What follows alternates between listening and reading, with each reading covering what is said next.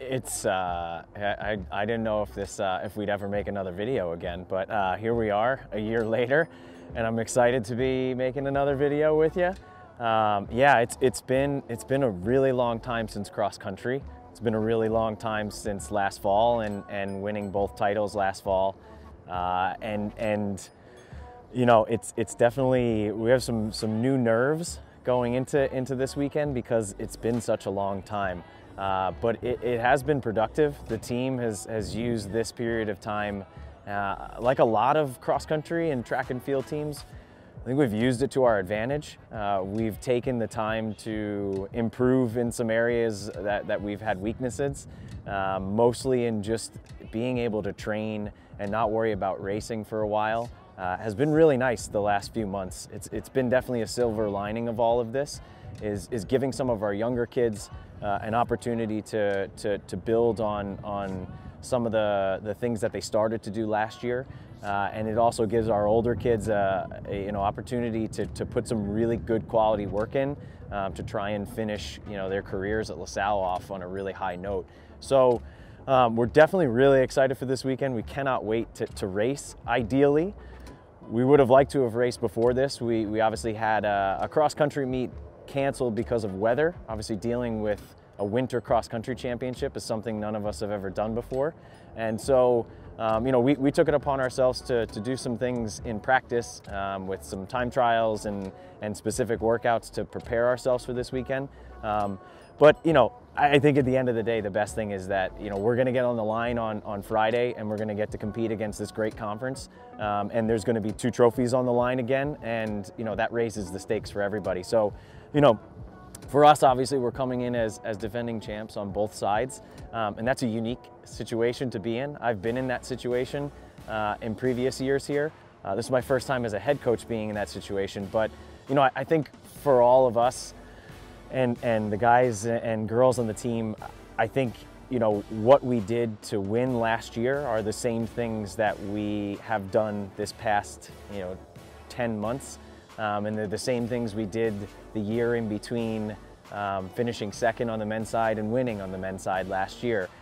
We just put the work in. They put their heads down and trained really hard, and at the end of the day in cross country, that's really the only thing you can control, is the work you put into the season. So I don't think there's always a little extra pressure going in as defending champions, but we take each season as its own.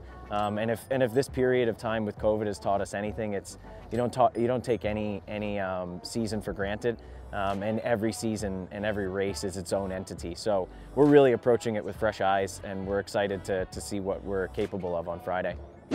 Yeah, it's interesting on the men's. We have this combination of experience returning to our roster, and then some guys who have been on our roster for a little bit of time now, who haven't been called upon or relied upon to score in cross country.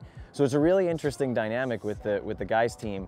Obviously last year, we graduate 2 guys like Anthony Hawthorne and Nathan Gillis, and those guys were really important for us the last 2 cross country seasons.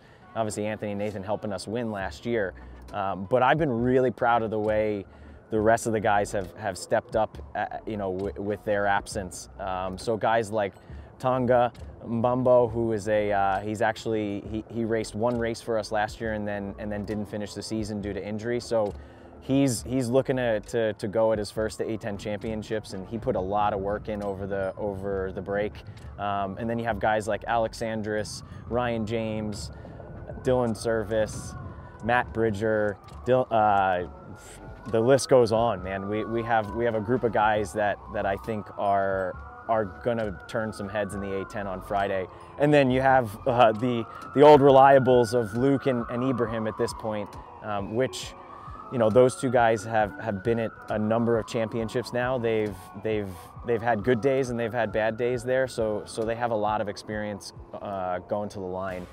They've worked really hard. Honestly, I feel really good about where our team is going into the championship, and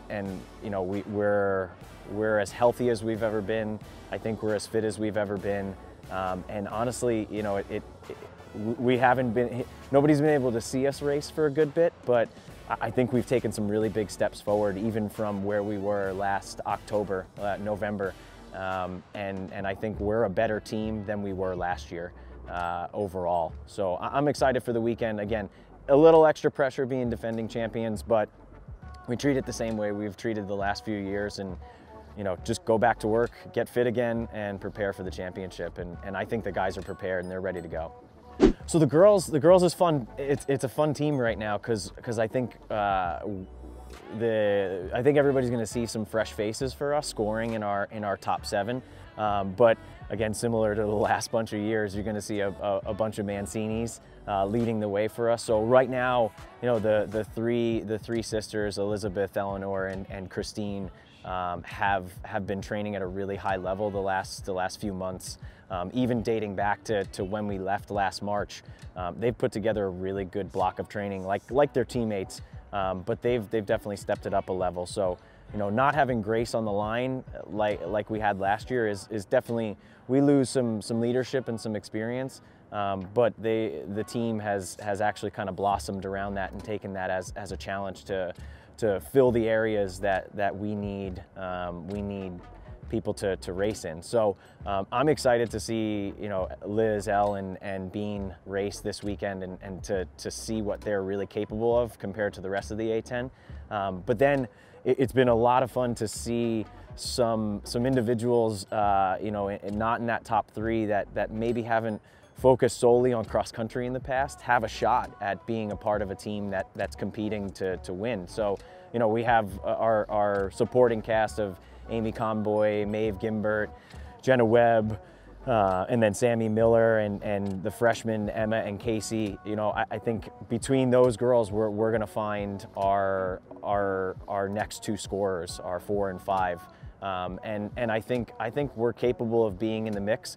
Obviously, we've lost some returners along the way to injuries and graduation, but I still think we're a strong team. And much like the guys, the girls have trained really consistently. We've controlled what we can control. We've stayed really healthy, and we're excited for the weekend. Again, you never know what's going to happen in a cross-country race. There's an innumerable amount of ways that it can go, but I think there's a lot of ways where we can have a successful day, and I think we'll leave Richmond with our heads held high.